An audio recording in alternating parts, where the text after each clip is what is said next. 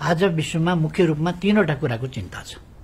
गरिबीको चिन्ता छ, कतै शान्ति खलबलिएला, युद्ध भड्किएला भन्ने चिन्ता छ, र आज सबभन्दा ताजा र सबभन्दा जल्दो बल्दो चिन्ताको रूपमा वातावरणको प्रश्न आएको छ, बिग्रदो वातावरण। यो बिग्रदो वातावरण अरू बिग्रिन नपाओस्, हाम्रा क्रियाकलापले अझ बिग्रिन नपाओस्, बरु हामी यस्तो क्रियाकलाप गरौं जसबाट बिग्रिएको वातावरण सपार्न सकौं र भोलिका लागि हाम्रा भावी सन्ततिहरूले सुरक्षित र सुन्दर वातावरणमा बस्न पाऊं। पृथ्वीको भविष्य सुनिश्चित होस्, मानव जातिको भविष्य सुनिश्चित होस्। यसका निम्ति हामी 16 देखि 18 मई 2025 काठमाडौँमा सगरमाथा संवादको आयोजना गर्दैछौं।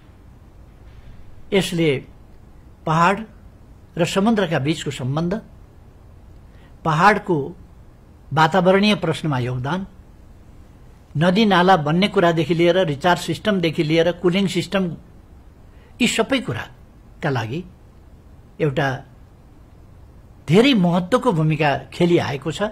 तर त्यसलाई अहिले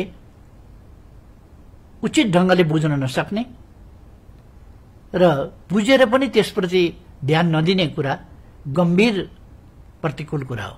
यस कुरालाई रोकेर आज यो ग्लोबल इस्यु, यो विश्वको साझा समस्या, यसलाई समाधान गर्न विश्वले साझा प्रयास अगाडि बढाउनु पर्नेछ।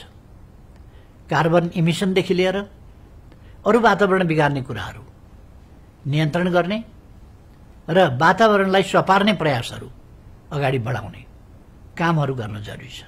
त्यसका निम्ति विश्वका मानिसहरू एक ठाउँ बसेर छलफल गरौं, एक ठाउँ बसेर समस्याहरू पहिचान गरौं र एक ठाउँबाट तिनको समाधान निकाल्ने प्रयास गरौं, जसलाई हामी भविष्यमा कार्यान्वयन गर्न सकौं।